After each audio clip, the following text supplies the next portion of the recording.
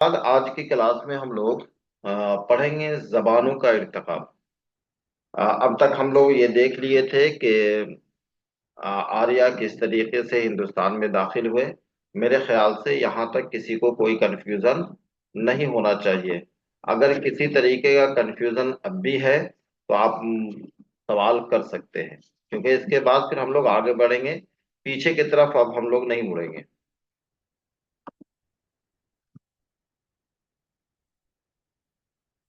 चलिए, किसी का कोई सवाल नहीं है, बहुत अच्छी बात है। अब एक चीज याद रखिएगा कि अगर पूरी दुनिया की जबानों की अगर बात होगी कि पूरी दुनिया में जबानों के जो खानदान है वो कितने खानदान है, तो याद रखिएगा टोटल जो खानदान है वो आपका 8 खानदान है। सिंपल सा यही याद रखना है कि जितने भी माहिर लिसानियात हैं, जो कि जबानों के स्टडी करने के जो माहिर है, उन्होंने पूरी दुनिया की जबानों को 8 खानों में तकसीम किया है, 8 खानदानों में तकसीम किया है। जिसमें ये देख लीजिए, सामी है, हिंद चीनी है। पहला दूसरा से कोई मतलब नहीं है, बस यहाँ पे सीरियल नंबर है। ऐसा ये नहीं याद कीजिएगा कि हाँ पहला नंबर पे सामी, दूसरे में हिंद चीनी, नहीं। द्राविड़ी है, मुंडा है, अफ्रीका, तिबांतु है, अमरीकी, मलायाई और हिंद यूरोपी। अब इतने जबानों का नाम याद रखने की जरूरत नहीं है आप लोग के। ऐसा नहीं है कि 8 के जबान को रट्टा मारना शुरू कर दीजिएगा। बल्कि ये देखिएगा कि उर्दू का ताल्लुक किस खानदान से है, तो उर्दू का ताल्लुक हिंद यूरोपी खानदान से है। ठीक है। एक थोड़ा सा याद रख लीजिएगा सामी खानदान को, क्योंकि इसी से ताल्लुक आपका अरबी जबान है, इबरानी जबान है, ये सारे आपका सामी जबान से है। और एक याद रखिएगा आपको द्राविड़ी जो कि खालिस हिंदुस्तानी जबान ये भी है। तो ये तीन को आप याद रखिएगा कि ये भी, ये जो है अलग अलग खानदान है। सामी एक अलग खानदान है जिससे बहुत सारी जबानें निकली हैं। हिंद यूरोपी है, उससे बहुत सारी जबानें निकली। द्राविड़ी है, ये जबानें भी, इससे भी, ये हिंदुस्तान की जबान है और इससे भी कई जबानें निकली हैं। द्राविड़ी जबान जो है आपका जुनूबी हिंद के जो इलाका है उन सारे में बोली जाती है। जैसे तमिलनाडु में है, जैसे तमिल है, तेलुगु है, कन्नड़ है, मलयालम है।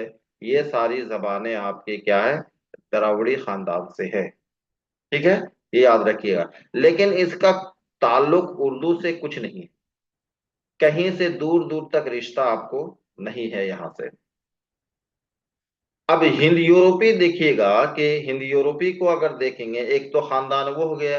अब वहां से जो शाखें निकलते, हिंद यूरोपी के जो शाखें निकलती हैं, वो उसको देखते हैं। ये भी जो है आपको 8 हिस्सों में तकसीम हुआ है। जहां वो देख रहे हैं आप कि हिंद यूरोपी जबानें हैं, उसके 8 खानदान है। और उसमें से एक खानदान याद रखिएगा हिंद यूरोपी खानदान है। हिंद यूरोपी भी 8 हिस्सों में तकसीम होती है। और उन 8 में से उर्दू के ताल्लुक से जो जबानें हैं वो आपको हिंद आर्याई है। हाँ। अब देखिए, इसी का यही हिंद यूरोपी है जिससे उर्दू और हिंदी का ताल्लुक हिंद यूरोपी से है।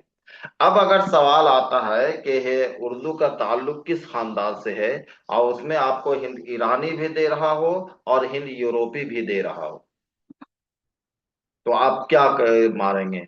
तो जब आपका हिंद यूरोपी भी है, हिंद ईरानी भी है, तो आप यूरोप की तरफ जाए। आपको यूरो, या अगर सिर्फ उर्दू की बात करें तो उर्दू का ताल्लुक आपको हिंद जो है आर्याई से है। ये हिंद ईरानी होया हुआ है, हिंद आर्याई। ठीक है। तो आपका ये देखिएगा कि हिंद आर्याई, और उसके खानदान में से कौन है, हिंद यूरोपी है। और यही आपका ताल्लुक आपका उर्दू और हिंदी से है। यहाँ तक आपको बात क्लियर हो जानी चाहिए। बाकी इन सारों से हमें कोई लेना देना नहीं है। ठीक है। अब जबान का जब यहाँ तक हम लोग देख चुके हैं, तो इससे पहले जो हम लोग पढ़ रहे थे वो पढ़ रहे थे आर्या के बारे में। हम लोग पढ़ लिए थे, यानी हिंदुस्तान में दाखिल हो गए थे।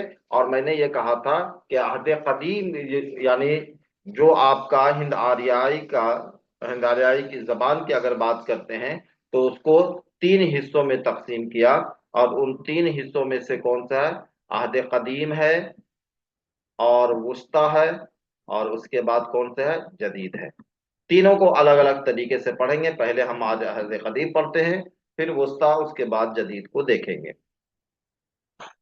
अब देखिए, हिंद आर्याई का अहद कदीम का जो जमाना है वो 1500 कबल मसीह से लेकर 500 कबल मसीह है। मसूद हुसैन खां के मुताबिक चल रहे हैं, क्योंकि नेट वाले मसूद हुसैन खां को मानते हैं। और अगर इससे आप मसूद हुसैन खां के मुताबिक भी अगर आप क्वेश्चन या अगर आंसर देते हैं तो आप चैलेंज आराम से कर सकते हैं, उसमें कोई दिक्कत नहीं होगी। तो दोनों को लेके चलते हैं, जहां जहां पे थोड़ा सा डिफरेंस होगा अपने दिमाग में हम लोग रख लेंगे। तो यहाँ पे देखें, 1500 कबल मसीह से लेकर 500 कबल मसीह। याद रखेंगे कि इसके अलावा जो लोगों ने तकसीम किया है वो 600 कहा है। सिर्फ फर्क जो है आपको 100 साल का फर्क है। ठीक है। अब एक ये जो आपकी स्क्रीन पे है, इसको पढ़ने से पहले मोटा मोटी कॉन्सेप्ट हम लोग देखते हैं। आर्या कहाँ से आ रहे हैं? यूरोप से। और यूरोप से कहाँ आ रहे हैं? ईरान। और यहाँ बनते हैं हिंद ईरानी। और ईरान से है हिंदुस्तान आते हैं, तो बनते हैं, यहाँ कहलाते हैं हिंद आर्याई। आपको ईरान जब दाखिल होते हैं तो 2000 कबल मसीह है। और जैसे ही हिंद आते हैं हिंदुस्तान में, तो वो जमाना होता है 1500 कबल मसीह। यहाँ तक बात समझ में आ गई होगी। अब आर्या जब यहां से आते हैं 1500 कबल मसीह में, तो 1500 कबल मसीह के बाद सफर करते करते जैसे ही आप पहुंचते हैं 1000 कबल मसीह पहुंचते हैं। ठीक है, यानी 500 साल और आगे बढ़ते हैं, का जमाना और आगे बढ़ता है। तो यहाँ पे जो है तख्लीकी चीजें शुरू हो जाती हैं। मतलब ये है कि यहाँ पे वेद जो है, वेदों का आ, वेदों की तख्लीक होने लगती है। ठीक है। तो 1000 कबल मसीह का जो जमाना है वो किसका है? वेदों का जमाना है। ठीक है। अब वेद की जब बात कीजिएगा तो हिंदू मैथोलॉजी से देखिएगा तो 4 वेद है। सबसे पहले अगर देखिएगा, सबसे कदीम और सबसे पहला वेद जो है वो आपका ऋग्वेद है। ठीक है, ये वेद को याद रखिएगा, ऋग्वेद। उसके बाद आपको यजुर्वेद है, अथर्ववेद है, और उसके बाद एक है सामवेद है। 4 वेद। ठीक है। ये कब की बात है? 1000 कबल मसीह की है। 1500 में आते हैं, 1000 में ये होता है। वेदों के साथ साथ जो है इसका समाजी ढांचा भी बदलता है।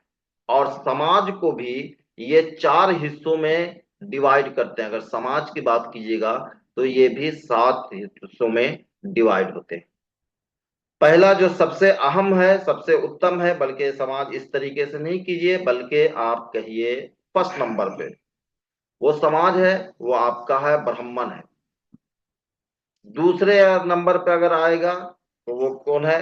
क्षत्रिय है। क्षत्रिय को कैसे लिखेंगे जी? क्षत्रिय है।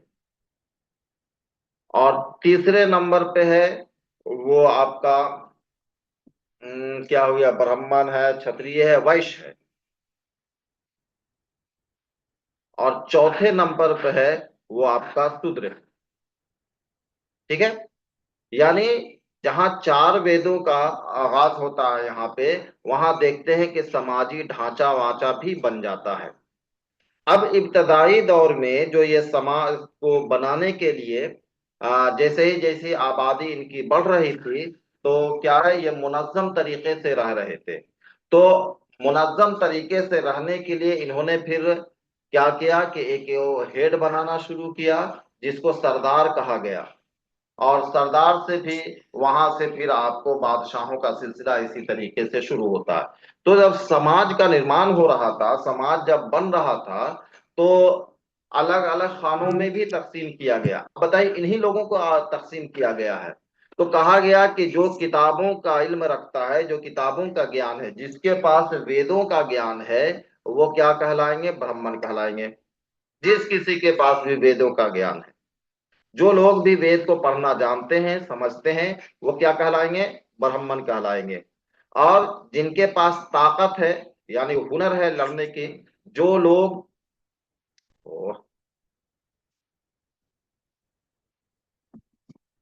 जो लोग लड़ाई कर सकते हैं, यानी जंग कर सकते हैं या हिफाजत कर सकते हैं, तो उनको क्षत्रिय को खाने में रखा गया, उनको क्षत्रिय कहा गया। उसके बाद जिनके पास इल्म हुनर है किसी चीज का बनाने का, किसी भी तरीके से, अगर वो कोई बना रहे हो, कारीगर वगैरह हो, तो उसको वैश्य कहा गया। उसके बाद कहा गया कि जो कुछ ना जानता हो, जिनके पास किसी तरीके का इल्म ना हो, उसे कहा गया शूद्र कहा गया। ठीक है, ये काम के बुनियाद पर डिवाइड किया गया। ठीक है, कि लेकिन कंडीशन ये भी था कि ये शूद्र जो है, अगर ये वेदों का ज्ञान हासिल कर ले तो ये यहां तक पहुंच सकता है। ये कंडीशन अप्लाई था। लेकिन धीरे धीरे माना जैसे ही बढ़ते चला गया, जैसे ही जैसे आगे बढ़ा, तो उसके बाद ये समाज का पूरा ढांचा जो है वो फिक्स हो गया। और फिर ऐसा हुआ कि नहीं, ब्राह्मण के घर में चाहे जो भी पैदा हो जाए, वो काम करे या ना करे, वो चाहे जितना भी करप्ट हो, वो चाहे जितना भी गुनहगार हो, वो ब्राह्मण ही कहलाएगा। और कहा गया कि ब्राह्मण जो है वो दरअसल क्या है, वो उसका ताल्लुक डायरेक्ट जो है वो खुदा से है। यही कॉन्सेप्ट आपको पॉप का भी था। आप जो ईसाई धर्म में आप देखेंगे तो क्षत्रिय भी वैसे ही, शूद्र वैश्य भी इसी तरीके से फिक्स हो गया। अब देखिए, क्षत्रिय जो है चूंकि ताकतवर लोग थे, इसलिए इन दोनों में ये हमेशा जो है, ये हुकूमत के खिलाफ और इसके खिलाफ जो है, कभी भी बोलने की हिम्मत किसी की नहीं हुई है, क्योंकि भाई ताकतवर लोग हैं। यही वजह है कि इनका कभी भी इस्तेहसाल नहीं हुआ है, और ये हमेशा इसके करीब रहा। जबकि वैश्य जो है, ये सिर्फ हुनरमंद लोग थे, इसलिए इनको भी अहमियत दी गई समाज में। लेकिन शूद्र जो कि कोई काम नहीं करते थे, इनको बिल्कुल सबसे समाज के निचले तबके में रखा गया। और एक वक्त ऐसा आया कि ब्राह्मण जो है शूद्र शूद्र को सबसे नीच और सबसे गिरा हुआ जात को समझने लग गया। तो ये पूरा डिवाइड हो रहा है शुरू का वेद में, वेदों का जमाना में। ठीक है, तो इब्तदाई दौर में दोनों चीजें हो गई। एक तो है कि वेदों का आ, वेद हमारे सामने आ गया, और उसके साथ साथ समाज का ताना बाना भी बनता है। अब एक उसूल और याद रखिएगा। उसूल ये याद रखिएगा कि कोई भी कौम अगर किसी पे मुसल्लत होती है, या किसी पे कोई ऐसा कौम है जो फातेह होती है, तो हमेशा फातेह कौम जो है मफ्तूह कौम पे अपने असरात मुरतब करती है। मतलब यह है कि अगर आप किसी शहर पे अगर आप कब्जा करते हैं, किसी मुल्क पर अगर कब्जा करते हैं, तो आप अपनी तहजीब, अपनी जबान, अपने कल्चर जो है उस पर क्या है, उससे मुतासिर करते हैं, क्योंकि आप उससे बोलचाल कीजिएगा, आप उसकी जबान सीखें, क्योंकि आपको मुल्क चलाना है तो उसकी जबान सीखिएगा, उसके रहन सहन को सीखिएगा। तो वो अपना असरात मुरतब करता है। इसके साथ साथ जो जिस पे आप कब्जा किए हैं, वो भी आपको मुतासिर कर रहा है, क्योंकि आप उससे मेल जोल बढ़ाते हैं। या आप ये जान लीजिए कि जिस जगह आप जो है कोई नई जगह पे जाते हैं, मान लिया अभी आप हिंदुस्तान में हैं, चले जाएं आप चाइना चले जाएं, तो आप तो उनकी जबान नहीं जान रहे हैं, और ना ही वो आपकी जबान जान रहा। या केरला ही चले जाइए, तमिलनाडु चले जाइए, तो फिर क्या कीजिएगा? आपको सरवाइव तो करना ही करना है। तो फिर ये रहेगा कि पहले इशारों से बात करेंगे, लेन देन इशारों से करेंगे। फिर अगर मेरा पार्टनर, रूम पार्टनर अगर दूसरी जबान का अगर हो गया, तो फिर क्या करते हैं, उसकी जबान सीखते हैं, कुछ अपनी जबान सिखलाते हैं, कुछ वर्ड उनको सिखाते हैं, कुछ वर्ड उनसे सीखते हैं। और इस तरीके से कोई एक नई जो है जबान होती है, जो कि मिक्स जबान हो जाती है, खालिश जबान नहीं रहती है। ना तो आपकी उर्दू खालिश रह पाएगी, यानी मान लिया जाए कि आर्याई जबान भी ना खालिश रह पाएगी, और ना मकामी जबान। अब जो है सिंध में तो आर्य आ चुके हैं, लेकिन मकामी लोग कौन से थे? द्राविड़ी लोग थे। और आस्टिक थे, ये सारे लोग। तो इनकी जबान द्रविड़ थी, मुख्तलिफ जबान थी, और आर्याओं की जबान मुख्तलिफ थी, वेदों की जबान हो रही थी। तो अब ये दोनों क्या करें, जैसे ही मकामी लोगों के कांटेक्ट में आ रहे थे तो क्या हो रहा था, इनकी जबानें खराब हो रही थी। इसके साथ साथ क्या हो रहा था कि जैसे जैसे आगे आर्या बढ़ रहे थे, जबानें और ज्यादा खराब हो रही थी। तो यहां से देखिए आर्य, अब यहां से देखिए कि वेद का हो गया 1000 कबल मसीह समझ में आ चुका है। अब का यहाँ है कि आर्य अभी दरियाए सिंध तक ही पहुंच पाए थे, दरियाए सिंध तक आए थे, उनकी जबान अदबी शक्ल अख्तियार कर चुकी थी। एक जबान बोलचाल की जबान होती है, जैसे हम लोग बोलचाल करते हैं, और एक जबान लिखने पढ़ने की जबान होती है, और वो बिल्कुल मुख्तलिफ होती है। ऐसा हो नहीं सकता है कि जो जबान किताब की जबान है वो जबान आप बोलते हो, ऐसा नहीं है। तो जहां लिखने पढ़ने की जबान, जहां पे शायरी हो रही हो, तो आप ये देखिएगा वो जबान क्या है, अदबी शक्ल है। जिसमें ग्रामर वगैरह हो तो वो क्या है, अदबी शक्ल अख्तियार करते हैं। तो जब सिंध तक पहुंचते हैं तो क्या है, ये आर्याई जो बोलचाल की जो जबान थी वो अदबी शक्ल अख्तियार कर चुकी थी सिंध तक पहुंचते पहुंचते। अब देखिए मगरबी हिंदुस्तान के आर्या, अब देखिएगा मगरबी हिंदुस्तान से मुराद क्या है, याद रखिएगा। यहां पे आप देख लीजिए मगरबी हिंद, देखिए ये पूरा आप याद रखिए, मगरबी हिंदुस्तान आए यहाँ पे, कहा है यहाँ पे, चलिए सिंध है, तो लोग आके सिंध में ही लोग रह रहे हैं। तो जब सिंध में है तो जाहिर सी बात है बड़े बड़े आलिम यहाँ पे हैं, जबान अच्छी जबान बोलने वाले हैं, तो यहाँ की जबान अच्छी जबान होगी। फिर धीरे धीरे क्या हो गया कि इनमें बहुत जैसे तादाद बढ़े, खानदान बढ़े, परिवार बढ़ा, तो या फिर जरूरतें बढ़ी, तो लोग धीरे धीरे धीरे आगे बढ़ रहे थे, है ना। ये यहीं पे आपका क्या है, गंगा है, और इलाहाबाद के बाद गंगा जमुना का आपका संगम है। तो लोग जैसे ही इधर बढ़ रहे थे और बढ़ते बढ़ते पहुंच रहे थे कहां तक, बिहार में पहुंच रहे थे। तो अब चूंकि यहाँ पे लोग आके बसे थे, बड़े बड़े लोग थे, इल्म के या जबान के माहिरीन लोग थे, तो जाहिर सी बात है ये तो आपका मरकज हो गया ना, जबान का मरकज यहाँ पे हो गया। अब लोग जब दूर यहां तक जा रहे हैं तो यहाँ के लोगों के संपर्क में आए होंगे, यहाँ के लोगों में संपर्क में आए, यहाँ के, अब यहाँ वाले तो है, यहाँ से तो बहुत दूर हो गए, बहुत दूर हो गए। तो अब अगर यहाँ की जबान यहाँ के लोगों के संपर्क में आई होगी, अब कोई जबान जो है सीखने के लिए यहाँ तो लोग आएंगे नहीं सिंध तक। तो इसलिए क्या हो रहा था, जैसे ही अपने मरकज से आर्या दूर हो रहे थे, इनकी जबान में मकामी जबानें मिक्स हो रहे थे, खालिश जबान नहीं थी। यही वजह है कि सबसे ज्यादा जो कमजोर जबानें हैं, जो मिक्स जबानें सबसे ज्यादा हैं, वो आपके बिहार के इलाके में, और सबसे खालिश जबान कहाँ रहेगी, सिंध में रहेगी। ठीक है, ये आपको बात यहां तक समझ में आ गई होगी मेरे ख्याल से।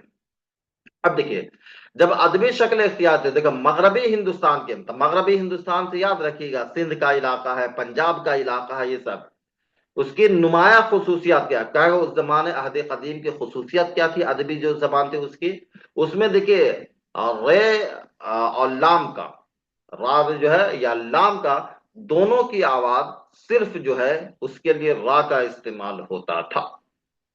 यानी लाम का तलफुज उस जमाने में यानी अहद कदीम में नहीं था।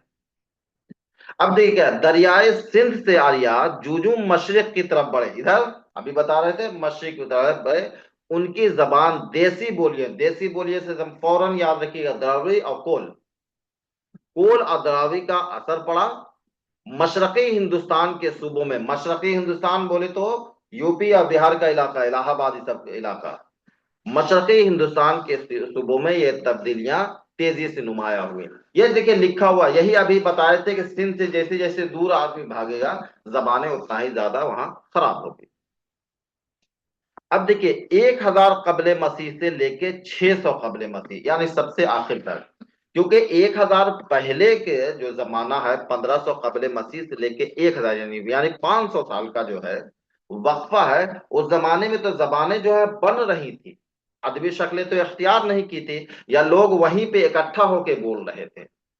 लेकिन उसके बाद जो है सफर करना शुरू किया तो जबान में तब्दीली आई, और जब जबान में तब्दीली आती है तभी उस पर स्टडी होती है, तभी उसका मुताला किया जाता है।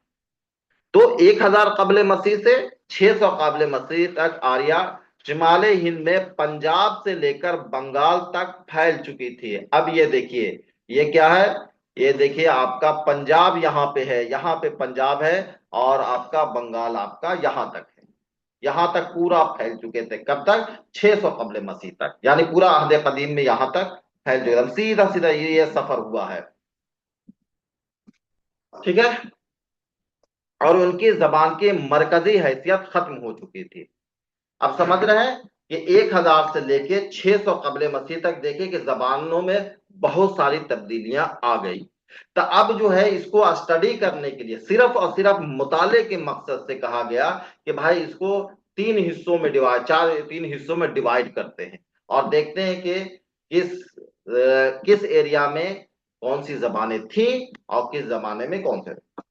तो इसको इस दौरान जो है, यानी इस ड्यूरेशन में 1000 से 600 में देखो, तो इसके गिरोहबंदी जो की गई वो आपका देखिए इस तरीके से कि शुमाल मगरबी हिंदुस्तान, यानी वो लोग जो शुमाल मगरब यानी पंजाब हरियाणा सिंध के इलाके में जो बोली जा रही थी, उसको लोगों ने कहा, नाम दिया उदीचे। इसके प्राकृत मत कहिएगा, बस इतना याद रखिएगा कि मुताले के लिए मुताला किया गया, तो जो खालिश जबान थी उसको लोगों ने नाम रखा, उदीचे नाम रखा।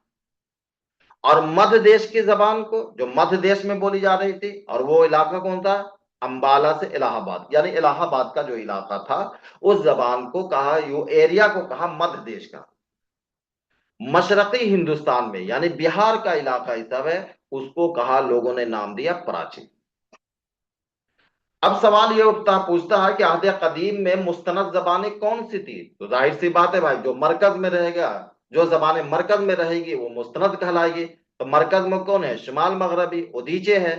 तो उदीचे जो है आपको मरकज की जबान थी। तो मुस्तनद जबान जो है अहद कदीम में, आप पूछेगा अहद कदीम में किस क्या बोला था, किस मकाम के लोगों की जबान जो है मुस्तनद कहला रही थी? तो उदीचे, शुमाल मगरबी।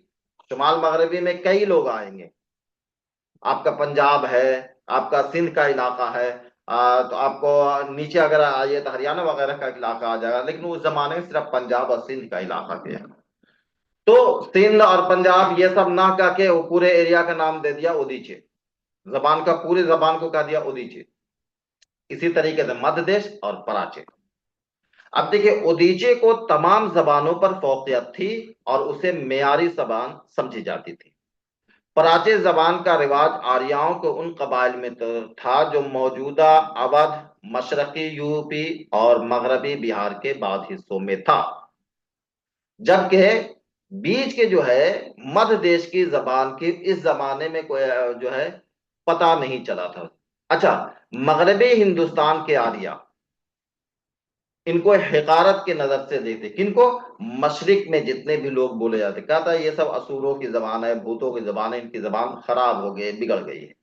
ब्राह्मणा में इनको कहा गया अशुद्ध है, या इनकी जबान बेकार है, क्योंकि इनके रहन सहन में भी तब्दीली आई है। मध्य देश की जबान की कोई तफसील नहीं मिलती है अहद कदीम में, कब तक? 600 के कबल। लेकिन 600 के बाद जैसे ही धीरे धीरे धीरे धीरे आगे लोग बढ़ना शुरू, जमाना जैसे ही आगे बढ़ता है, मध्य देश की जबान जो है फरोग पाने लगती है, और फिर एक जमाने में वो मरकजी हैसियत इख्तियार कर लेती है। देखिए जूजू आर्याई तहजीब का मरकज पंजाब से हटकर दोआबा, यानी इलाहाबाद का दोआबा, जहां पे दो जो है पानी का संगम हो, दो नदियों का संगम हो, समझे, गंगा जमुना, तो वो इलाहाबाद का इलाका है। मध्य देश की जबान को मुमताज हैसियत दी जाने लगी। यहां तक बात समझ में आ गई है बाबू लोग? जी हैं? सर। यहां तक किसी को कोई दुख तकलीफ है तो बताओ बाबू, क्योंकि यही थोड़ा सा पेचीदा है, इसके बाद आगे बढ़ेंगे। तो यहां तक कोई दिक्कत नहीं है। चलिए, बहुत अच्छी बात है। अब आते हैं। अब देख लिए 600 कबले मसीह तक को आप देख लिए इस तरफ आपका।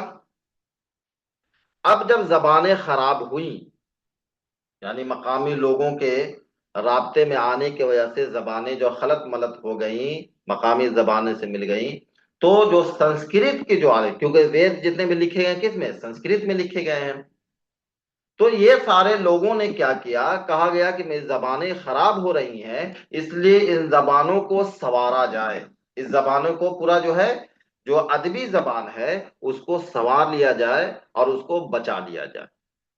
और एक बात बिल्कुल जो है दिमाग में याद रखिएगा, कि दुनिया की कोई भी जबान हो, अगर उसमें उसको सख्त उसूलों के पाबंद कर देंगे, कोई भी जबान हो, अगर उसके उसूलों में अगर जकड़ देंगे, तो वो जबान आवाम से दूर हो जाती है। आप, क्योंकि आवाम की जो बोल जबान होती है, बोल चाल की जबान होती है, उसमें कोई उसूल नहीं होता, आप उसे नियम कानून में नहीं बांध सकते हैं। और जहां नियम कानून में बांधे, जबा आवाम उस जबान को नहीं बोलेगी। यही देखिएगा कि किताब में, किताबी जो जबान है उसमें उसूल है, ग्रामर है, इसलिए हम लोग नहीं बोलते हैं। अब देखो, इसी जमाने में जब जबानें खराब हुई, उदीजे के जमाने में जबान को नए सिरे से मुनज्जम करने की कोशिश की गई। वजह याद रखिएगा, क्योंकि इनकी जबानें खराब हो रही थी मकामी जबान से मिलकर। सूबाई और मकामी तासुबात से हटकर सिर्फ ऐसे अल्फाज को टेक्साली कहा गया। टेक्साली उसको कहते हैं जो फसीह हो, अच्छी जबान हो, उसको टेक्साली कहते हैं। टेक्साली माना गया जो सब जगह राज हो, यानी उन्हीं जबान को इकट्ठा इन्होंने किया, कि जो वैसे अल्फाज जो सभी लोग बोलते हैं उसको क्या किया, कि नहीं ये सबसे मुस्तनद जबान है, और उसको फिर उसूलों में को पाबंद करने लग गया। ये जबान जो है बन सवर कर संस्कृत कहलाई। संस्कृत मतलब शुद्ध जबान। ठीक है। अब ये बनाया किसने, तो पाणिनि ने 300 कबल मसीह में किताब लिखी, अष्टाध्यायी, यानी दुनिया का सबसे पहला ग्रामर है जी, अष्टाध्यायी, जिसको पाणिनि ने लिखा। और जैसे ही ये लिखते हैं, जबानें दो हिस्सों में डिवाइड हो जाती है, और वो दो हिस्से होती हैं, अदबी संस्कृत और वेदक संस्कृत। तो शुरू में तो वेदों का जमाना आ रहा था, वेद के जो जबान थी, और उसको क्या इसने उसूलों में जकड़ दिया, तो कौन सी जबान बन गई, अदबी जबान बन गई, अदबी संस्कृत बने। अभी तक ऊपर से हम लोग पढ़ रहे थे क्या, वेदक संस्कृत पढ़ रहे थे। अब जब इसमें उसूल बना दिए गए, तो ये बन सवर के अदबी संस्कृत बन जाती है।